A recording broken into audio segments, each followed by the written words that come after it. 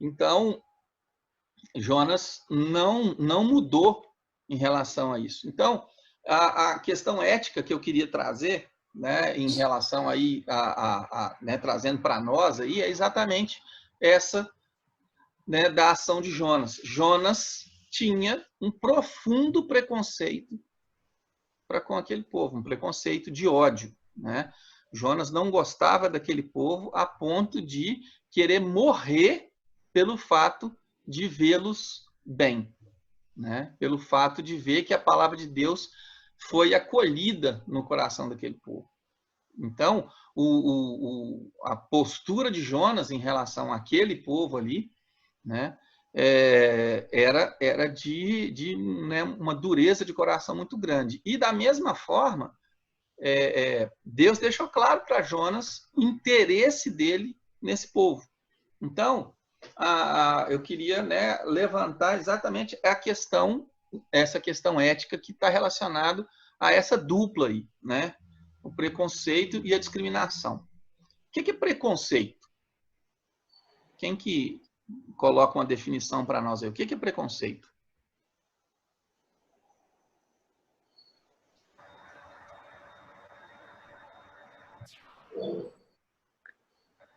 Conceito preconcebido, né? É um conceito prévio, né? É um conceito prévio, que a gente tem. E isso é uma coisa interessante. Preconceito é natural do ser humano. Preconceito é algo da nossa natureza. E é interessante por quê? Porque a gente faz muitas vezes um mau uso da palavra preconceito.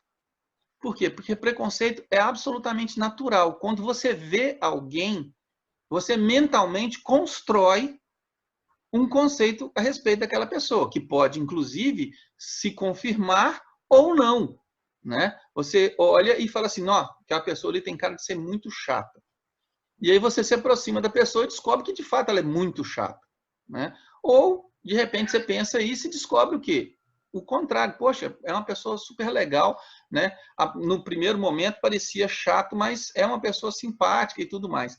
Então, existe, né, é natural do ser humano esse pensamento, essa ideia inicial, né, de ter um conceito a respeito de uma pessoa. Né? E a gente muitas vezes confunde, né, o que é preconceito com o que é discriminação. O que é que vocês entendem como discriminação? O que significa essa palavra, discriminação?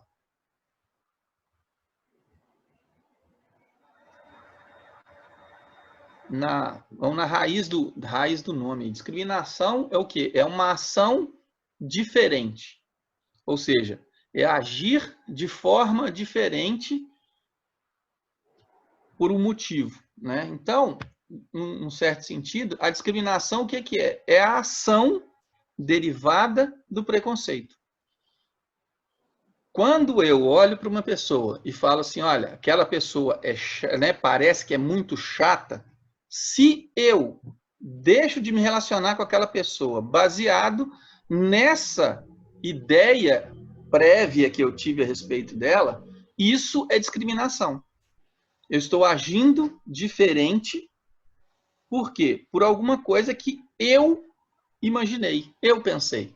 Eu não evidenciei, eu não busquei uma prova ou uma contraprova de que aquilo que eu pensei é verdade ou não. Então, no caso, por exemplo, de Jonas, apesar de Jonas odiar o povo de Nínive, Deus estava agindo de forma amorosa com eles. Então, Jonas agiu, né? Ele tinha um preconceito a respeito do povo. Sim, Márcia? Eu não entendi esse preconceito de Jonas, visto que ele já conhecia aquele povo, que eles eram ruins. Não estou entendendo essa ligação. Um preconceito que é comum a gente praticar, por exemplo, é se eu usar, vamos ser bem genérico aqui, todo político é ladrão. Isso é um preconceito que a gente tem por causa da visão que a gente tem da classe política, né?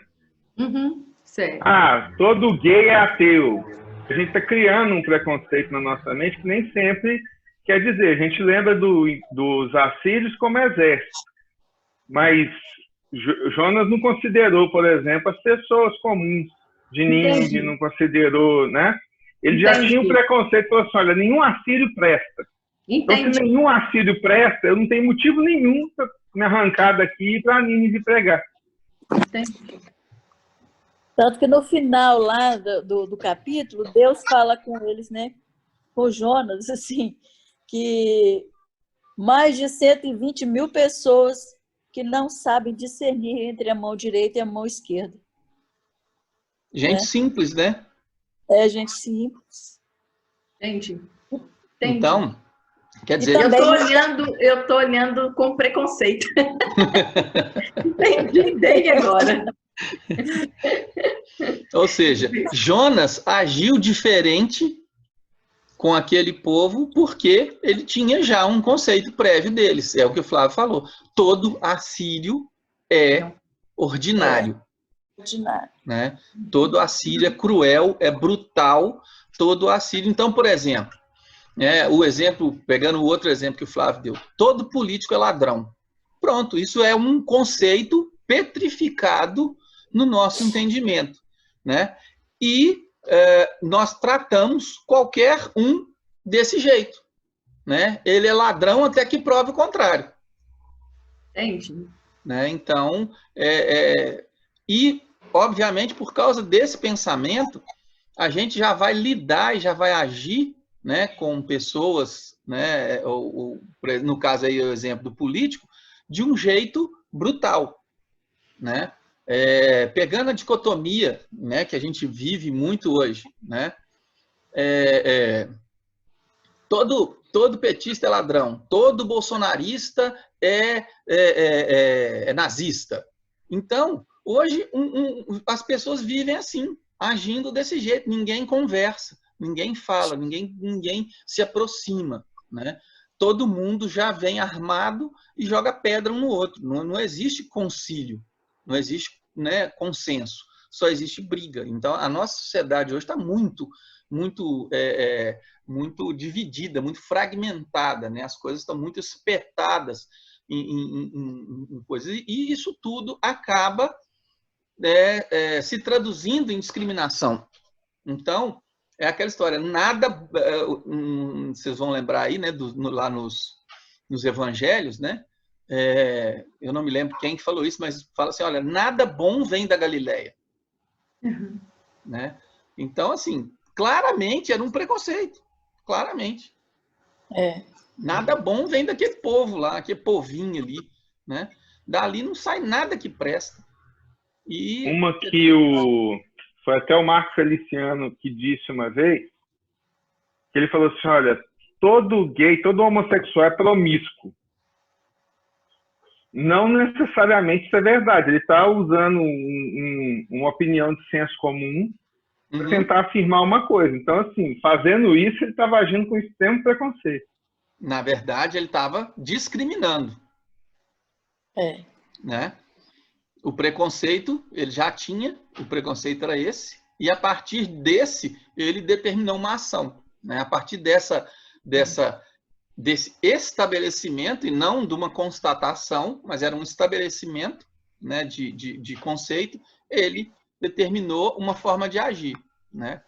Então, aí, trazendo bem aqui para nós, né? Nós somos comissionados, né? Nós somos portadores da mensagem das boas novas. Nós somos portadores da mensagem de redenção. Né? Aquela mensagem, a profecia de Jonas. Arrependei-vos, porque vai chegar o dia. Essa é a mensagem do Evangelho. Né? Você deve se enxergar como pecador, se arrepender dos pecados e entregar a condução da sua vida para Jesus. Essa é a profecia, né, que nós somos chamados a entregar. Né? Então, o que acontece? Qual que é a questão ética que está envolvida aí? A partir do momento que a gente toma uma decisão a respeito de relacionamento com alguém, ou com algum grupo de pessoas, ou com uma pessoa em específico, isso não quer dizer, por exemplo, que a nossa recusa em relação a pregar para alguém vai condenar essa pessoa. Ou seja, se aquela pessoa ela é alvo, né, ela foi escolhida por Deus para a salvação, a nossa recusa de falar de Jesus para ela não vai jogar aquela pessoa no inferno, como às vezes, né, é colocado. Mas a nossa atitude fala muito do que o coração da gente deseja. Então, quando a gente escolhe não pregar para alguém, ou seja, não falar de Jesus para alguém, o que a gente diz é: eu quero que você vá para o inferno. A palavra é isso mesmo. É exatamente isso. Né? Infelizmente, é isso. Né? Jonas disse isso para Deus: Deus, se eu for lá e pregar, eles vão arrepender, e se eles se arrependerem, o Senhor não vai destruir aquele povo. Eu quero fogo e destruição naquela cidade, eu quero que aquela cidade seja aniquilada. Mas se eu pregar, eles vão se arrepender, e se eles se arrependerem, o Senhor não vai destruir aquela cidade. Eu quero que aquele povo vá para o inferno. Então, a gente tem que pensar, e aí né, quando a gente traz para a questão da ética cristã, é uma coisa que é muito séria, né? Porque como a gente lida com valores absolutos, a gente não lida com nada relativo, a gente vê claramente assim, aí a questão da discriminação, ela não impede o plano de Deus para alguém, mas ela fala do que é o nosso coração. O nosso coração daqueles que são os portadores da mensagem. Oi, Flávio. Muito bom. Pergunta interessante da Marileia aqui, ó. Ela perguntou: em 722 os assírios vieram contra Israel. O arrependimento durou pouco ou foi momentâneo pela ameaça? Não, realmente eu não sei. Eu não sei. Nínive caiu, né, 100 anos depois. A profecia de Jonas era que ela cairia em 40 dias, se não houvesse o arrependimento.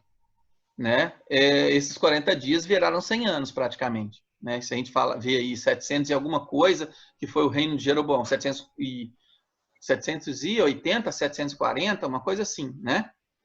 Então, se a gente for observar, essa foi o que, naquele momento, foi a ação de Deus. Né? Deus adiou a decisão dele de destruir aquela cidade por 100 anos, praticamente 100 anos, né? Pelo fato do povo ter se arrependido. Aconteceu mesmo em Israel, né, no reinado de Josias, depois de Manassés ali. Como se diz, a palavra de juízo já estava dada, mas Deus ele alargou o tempo ali, né, de Israel mais um tempo, por causa de pessoas dedicadas a Deus, como Josias foi. Então, né, também isso deve ter acontecido em Nínive, né? A Assíria, ela ia subvertida muito antes.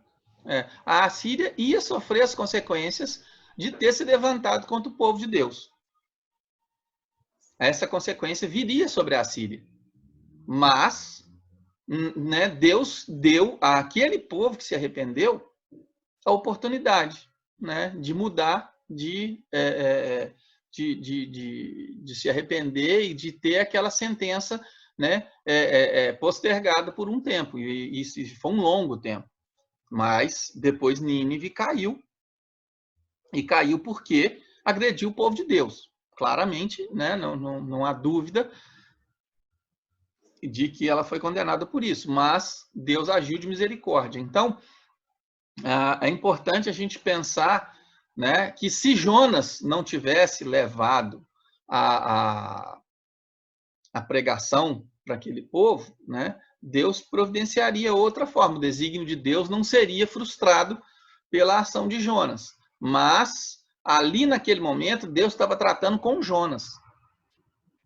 Né? Deus estava tratando com Jonas e não com o povo de Nínive. Então, é importante a gente trazer o foco dessa história para nós, né? Então, quando nós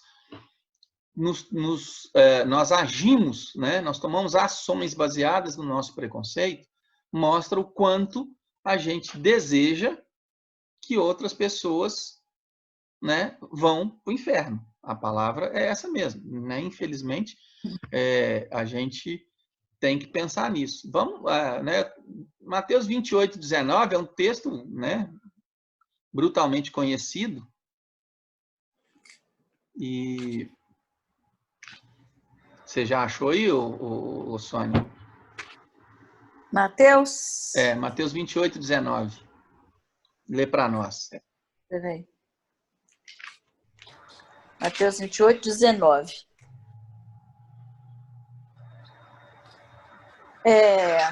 Ide, portanto, fazer discípulos de todas as nações, batizando-os em nome do Pai, do Filho e do Espírito Santo. Isso não é uma condicional. Isso é uma ordem. Né? Isso é uma ordem que Deus deu. Ou seja, essa é a palavra de Deus para nós como Jonas. Né? Nós aí somos Jonas ouvindo Deus falando sobre essa, né? Vão para Nínive e falem do evangelho para esse povo. E aí a pergunta é, a ordem está dada. Se nós cumprirmos essa ordem e der certo, observa bem, Jonas, ele foi e pregou para aquele povo porque Deus levou ele pela orelha até lá. É aquela história da mãe obrigando o filho a pedir desculpa para o irmão. Né? Jonas foi lá e pregou para aquele povo. E deu certo. Deu certo. O povo se arrependeu. E aí o que aconteceu com Jonas? Jonas se irou. Jonas deprimiu. Jonas entrou em depressão porque, ou seja, literalmente Jonas deu birra naquele momento. Deus salvou esse povo. Eu preguei para eles, mas eu continuo querendo que eles vão para o inferno. Então, a pergunta é essa. A ordem é: ide por todo mundo, fazer discípulos, batizando em nome do Pai, do Filho e do Espírito Santo. E se isso der certo, gente? O que vai acontecer? Nós estamos preparados para isso?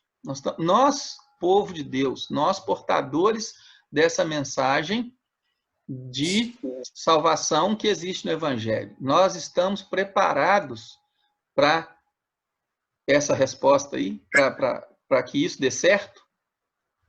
Normalmente, uma empresa que faz um planejamento, um governo que faz um planejamento, existem planos de contingência.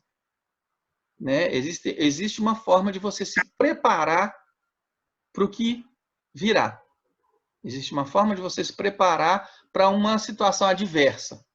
Mas dificilmente existem planos ao contrário, para uma contingência positiva. E se o meu negócio duplicar de repente? E se, lá no seu caso aí, Márcia, se eu começar a ter 30 pacientes por dia, como é que eu resolvo isso? Provavelmente, a gente sempre é orientado a pensar assim, e se não vier paciente no meu consultório, como que eu faço? E se não tiver, né, notícia para dar? E se eu não tiver clientes lá na minha empresa? Como que eu vivo? Como é que eu vou resolver? Eu consigo viver durante quanto tempo? Né? A partir de quanto tempo eu tenho que começar a cortar custo? A partir de quanto tempo eu tenho que tomar providências para interromper o funcionamento da empresa para que isso não se torne um problema maior?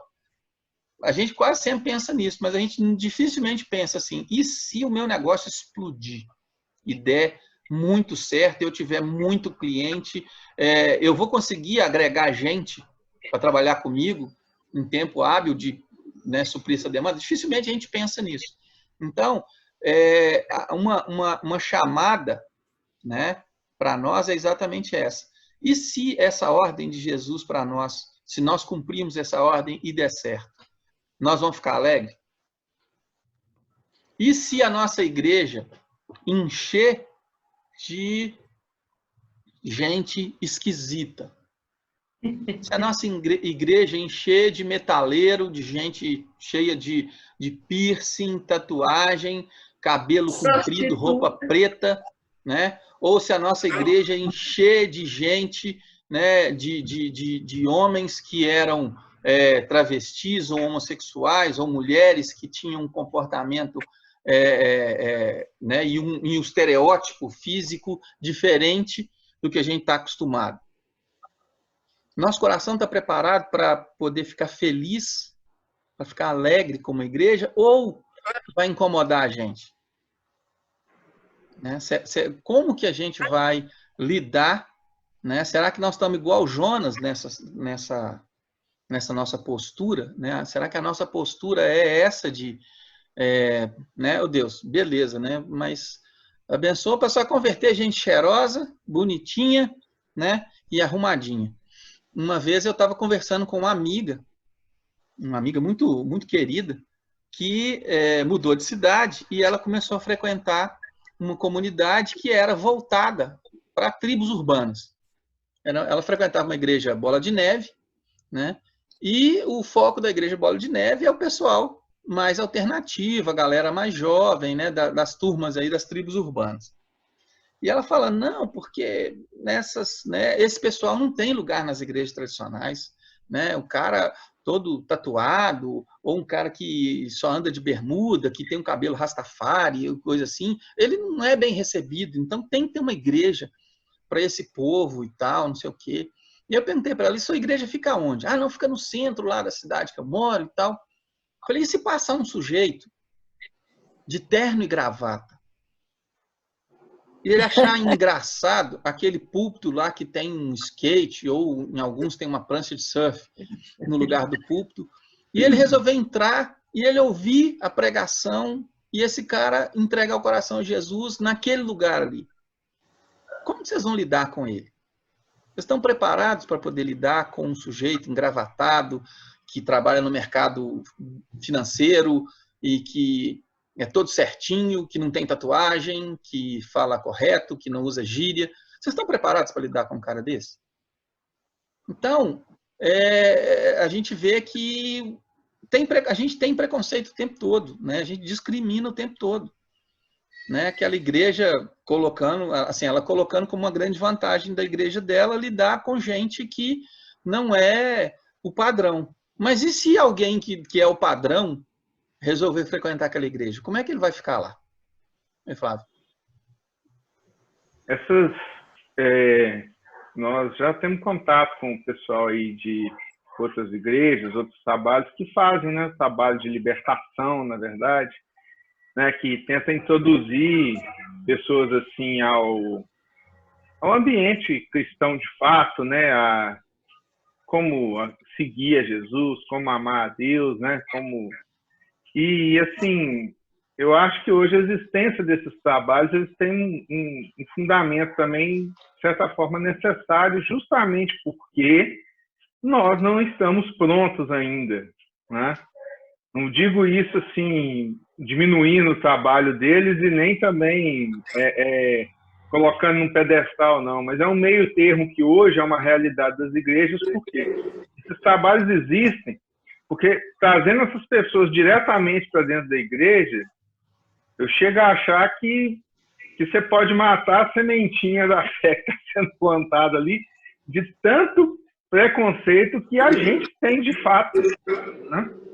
A gente fala, às vezes, tratando como coisa qualquer, mas vamos falar a verdade. Se você chegar na igreja e senta do seu lado um travesti montado, vamos dizer assim, né? Um travesti assim, caracterizado, você vai olhar com estranheza. Lá na oitava mesmo, outro dia eu vi, tinha um travesti lá, né? Um dia desse de escola dominical, até a gente estava lá conversando, eu estava vendo ele circulando lá pelas pessoas assim, e sem tirar meu corpo fora, a gente olha e você bate aquela estranheza. Por menos que você queira ver com esses olhos, a gente está amarrado nesse conceito de cristão, esse formatinho, né, que a gente tem aí de crente, que você vai bonitinho para a igreja, Bíblia debaixo do braço, E esse tipo de coisa acaba atingindo a gente, sim. Né? Então, o que nós precisamos pedir temos que orar a Deus pedindo para nos dar clareza, nos tratar com essas pessoas e também nos tirar esses preconceitos, né? E essas barreiras. O preconceito ele vai existir, né? O preconceito. Eu falo preconceito, né? Eu falo a assim. Discriminação é o que é o caso, né? Sim, eu digo preconceito nesse sentido amplo, né? Uhum. Nesse sentido que a gente conhece, não nesse sentido de conceito inicial, porque isso aí não tem como, isso aí é uma coisa inata de todos nós. Mas a questão da discriminação é uma coisa que nós precisamos pedir a Deus para tratar com a gente, porque se a gente quer realmente sair para alcançar as pessoas, sair para alcançar o mundo, como é a determinação do ID, nós precisamos mudar muito a nossa visão das pessoas e essa discriminação. E assim... Aqui, diante do que foi exposto aqui na aula, eu acho assim, eu anotei várias coisas, mas vou falar só uma aqui. É o seguinte, eu refleti muito agora, eu vejo Jonas de outra maneira, sabe? E eu acredito que dentro das igrejas, né, muito tem se falado de muitas coisas, mas essa questão agora que vocês estão colocando aqui do preconceito e da discriminação, eu acho que pode ser ensinado, e às vezes não é ensinado para a gente. Eu falo porque, enquanto vocês estão dando aula aqui, me passou um filme meu na minha cabeça. E eu vi que eu tenho preconceito. E eu pensava que não tinha, sabe? Mas a partir do momento que aqui foi falado, eu sinto que teve um quebrantamento no meu coração para eu repensar isso. Então, eu acredito que a igreja pode nos ensinar isso também, porque isso nos ajuda. Porque, às vezes, nem a gente sabe que a gente tem preconceito com determinado grupo. E nós estamos falando de casos extremos aqui. Mas, por exemplo, eu estou preparado para pregar para pessoas que pensam diferente de mim do ponto de vista político. Eu estou preparado para conviver com o diferente nesse sentido, quer dizer, nós estamos dando o exemplo, né, das figuras assim mais estereotipadas aí, do travesti, do metaleiro, do cara com tatuagem e tudo, mas assim tem coisas muito mais sutis, né? E se, por exemplo, né, a igreja amanhã a gente pregar e encher de petista lá convertido, né? Tanta gente que ou de odeia, bolsonarista. Né? Odeia. E se encher de bolsonarista, né? Uhum. Tem gente que odeia. Eu vou me deprimir por isso. Ah, não. Pelo amor de Deus, essa igreja eu não aguento mais. Não, misericórdia. Esse povo aí só fala de social, de não sei o quê, de ajudar o pobre. Não aguento mais, não. Não aguento mais. E no último pleito presidencial, né, a gente pôde ver. E assim, eu falo isso até, a gente ri, mas é com uma certa tristeza também de ver pessoas que são amigos, estão dentro da mesma igreja e estão lá, assim, tratando um termo bem bíblico, se amaldiçoando um ao outro, porque aprova a posição política A ou B. Né? Às vezes as pessoas aprovam até um ponto de não ter mais senso crítico, é quase uma torcida de futebol. Né? E você está falando assim, mas eu já vi irmão desprezando o outro irmão porque o time dele é o time tal que só perde. É uma coisa até que me deu muito ojeriza em relação ao futebol, né? Mas são coisas assim que às vezes geram na gente uma discriminação que não deveria existir no meio da igreja, né? Eu falo não deveria, Márcia, porque assim, todos nós acabamos carregando alguma discriminação. Então, quando eu falo isso aqui, da minha parte, eu digo que eu tenho pedido a Deus para tratar algumas coisas no meu coração. Não é uma coisa assim que eu estou dizendo, apontando, a gente não deve ter, mas em mim eu tenho vários. E são coisas que, com o tempo, Deus foi tratando comigo também. Né? Ainda mais a tratar, com certeza. Mas muitas coisas, assim, minha mentalidade foi sendo transformada mesmo, estudando a palavra de Deus e refletindo num ponto como esse da história de Jonas. Né? Um cuidado, por exemplo, muito claro, nesse exato momento que a gente está vivendo, né, e que eu vejo isso, é assim, nós estamos sofrendo uma epidemia e de que muita gente se refere a ela como sendo o vírus chinês, né? E um tanto de irmãos nossos, e aí eu não estou aqui na postura de julgador do mundo, mas eu estou constatando um fato, né?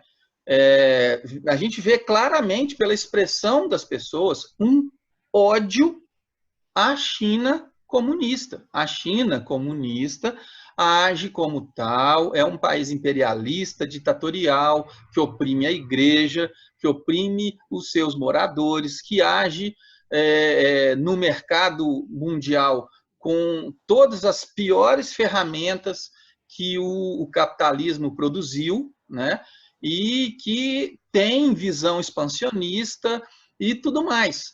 Mas são alvos do amor de Deus. Jesus morreu pelos chineses comunistas, ordinários, expansionistas, que, sei lá, que comem morcego ou que fizeram vírus no laboratório, não interessa. Jesus morreu por esse povo também. E a igreja, muitas vezes, e eu tenho visto isso com uma certa frequência, isso tem me incomodado, eu tenho, né, orado nesse sentido, eu vejo a igreja expressando ódio por esse povo. Jonas era o crente da época, gente. A Síria, né, num certo grau, é a China de hoje. E nós estamos rogando praga, literalmente, para a China. Nós queremos que Deus jogue fogo do céu e mande esse povo para o espaço, entendeu? Ou para o inferno, que talvez, né, seja o nosso desejo mais direto. E esse povo, gente, morreu, Jesus morreu por causa deles. Então, assim, não estou aqui advogando em favor da China, não. Mas eu estou usando o nosso exemplo mais recente, né? E eu não estou querendo espiritualizar uma coisa que é né? Eu não estou querendo ser mas eu acho que é uma coisa que a gente precisa pensar. A igreja precisa enxergar assim, né? Está posto aí. Se a gente parar para pensar, a gripe, que a gente chama de gripe espanhola, né, de 1918, ela começou nos Estados Unidos. Ela se difundiu para o mundo, não a partir da Espanha, mas a partir dos Estados Unidos. O caso zero de H1N1 não foi na China, foi na Califórnia. Então, a gente muitas vezes está dando aí, né, tá dando tiro para todo lado, e a gente muitas vezes não vê, né, e não olha com preconceito aqueles que estão no cantinho do nosso coração. E eu acho que a gente precisa pensar, não estou querendo colocar, né, a figura de, não estou querendo demonizar nenhum país, nenhum regime, nenhuma forma de coisa. O que a gente precisa é olhar para esse povo com os mesmos olhos que Deus olha. Né? Nós precisamos olhar para as outras pessoas com o olhar amoroso de Deus. Nós precisamos enxergar que sem Jesus nós iríamos para o inferno do mesmo jeito que nós desejamos que eles vão agora, que os nossos inimigos vão. Então, isso aí pode não ser um problema ético fora dos valores cristãos, mas diante dos valores cristãos, as nossas ações e atitudes em relação a outras pessoas, elas são sim um problema ético sério, grave, que a gente precisa tratar. Então, a igreja ela pode caminhar, né, para uma postura, né, indevida. Então, o que eu queria trazer para a nossa reflexão é exatamente, né, esse pensamento de que nós somos portadores de uma mensagem. Você falou alguma coisa, Sônia? Não. Estou só pensando. Nós somos portadores de uma mensagem que muda o mundo, muda as pessoas, né? E leva essas pessoas para um lugar de alegria que nós também vamos, né? E aí eu quero que a gente precise, que a gente pense muito sobre isso, gente. Eu não, esse assunto é um assunto que assim, eu preciso tratar muito na minha vida, né? Meu coração precisa muito mudar, né, em relação a isso, e eu tenho pedido a Deus, né, inspiração, né, que o Espírito Santo possa ir apontando essas coisas, mas em especial, assim, que Deus vá mudando mesmo meu coração para a gente poder enxergar essas coisas, né? Nós não podemos tratar de forma irresponsável a mensagem do Evangelho. Ela não é nossa propriedade, nós fomos escolhidos por uma ação totalmente soberana de Deus, não há nenhum merecimento, né, no que a gente tem. Nós recebemos graciosamente alguma coisa que não era merecida por nós, e assim, a gente precisa manter isso claro na nossa mente. A gente não pode esquecer disso. Não pode esquecer, porque uma vez que a gente está seguro, uma vez que a gente tem a certeza de que a gente vai viver eternamente com Deus, essa segurança pode nos levar para um caminho errado. Essa segurança pode nos levar para um caminho de negar às pessoas essa mensagem, né? Isso não vai privá-las da decisão de Deus para a vida delas, mas vai mostrar com muita clareza o nosso coração. Vai expor claramente, né, aquilo que está no nosso coração. Então, assim, a minha oração quando a gente vai, né, pensando e caminhando nesse assunto, é exatamente essa, né? De pensar naquilo que pensar naquilo que Deus tem feito para a gente, né? E que a gente possa, com muito temor, colocar nosso coração diante de Deus para Deus trabalhar isso na nossa vida, né? Para Deus ir mudando a nossa mente, porque essas coisas todas acontecem, né, na nossa mente, as nossas ações são fruto daquilo que a gente, né, daquilo que a gente, que sai do nosso coração e que se torna ação a partir da forma como a nossa mente trata. Então, assim, que Deus possa ter misericórdia sobre nós, que Deus possa nos abençoar, que Deus possa dar para a gente a clareza, né, em cada um, na sua vida, no seu estilo, no seu ambiente de convívio, né? Quem são os assírios na sua vida, né? Qual que é esse Jonazinho, né, que vive dentro de você? Ele dá birra com Deus por causa de quê? Né? Quem a gente vai chorar pelo fato de Deus ter alcançado?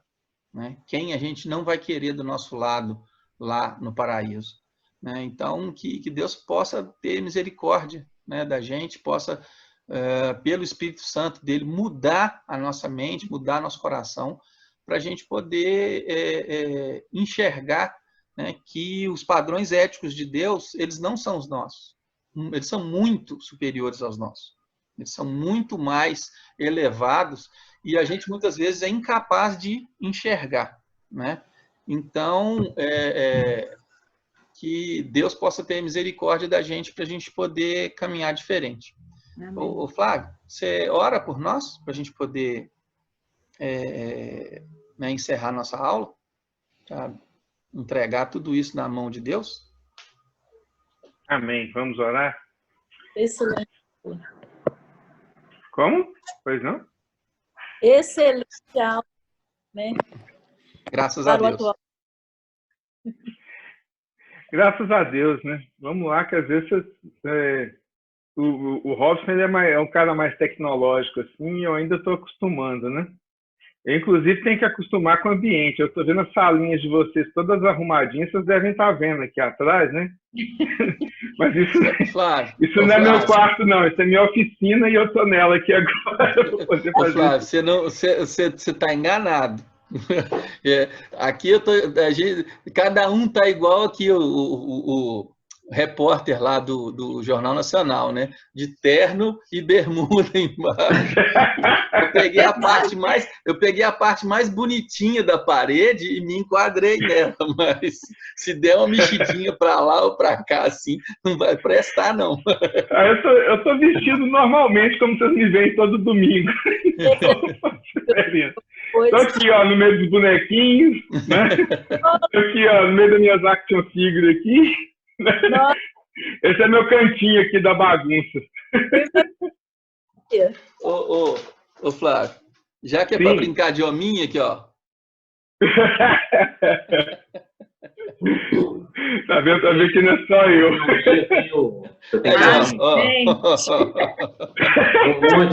Eu tenho um monte. Ué, agora eu já não me senti tão só.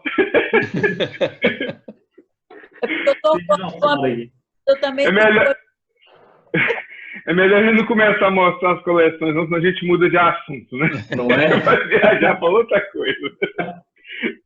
Amém. Vamos orar? Vamos. Senhor Deus, nós te agradecemos pela oportunidade de estarmos aqui estudando a tua palavra. Muito obrigado, porque mesmo nessa situação, ó Deus, o Senhor nos permite ter meios de manter nossa comunhão, de manter nosso relacionamento como irmãos. E que a cada dia, Senhor Deus, dentro dessa mensagem, que o Senhor vá nos modificando, vá nos transformando, Deus, tirando de nós as barreiras e as discriminações, porque muitas vezes aquela pessoa que nós desprezamos é aquela por quem o Senhor Jesus morreu também, além de mim, Senhor Deus. Que o Senhor tenha misericórdia de todos nós e nos ajude nessa caminhada de fé, para que nós possamos, Senhor Deus, começar a agir mais de acordo com a sua vontade e possamos cumprir de fato o ídolo do Senhor. O Senhor abençoe cada irmão nesse momento, Senhor Deus, nessa situação de pandemia. Oramos pelos países e as nações que estão passando por todas essas mortes, todos esses casos, e pedimos a misericórdia do Senhor, ó Deus. Sim, Deus. Para todas as nações, para o nosso país e para a nossa cidade também. Em nome de Jesus, que o Senhor nos abençoe durante essa semana, nos guarde, nos livre e dê uma semana abençoada para a tua glória. É o que nós te pedimos em teu nome. Amém. Amém. Amém? Amém. Gente, foi muito bom, né? A gente